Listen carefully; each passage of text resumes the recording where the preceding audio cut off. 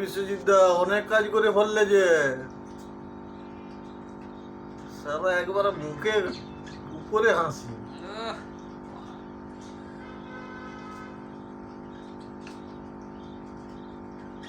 25-30টা chain বানালাম নাকি? 30টা কেন? করো করো, তোমার এখন দিন নিচে। আচ্ছা,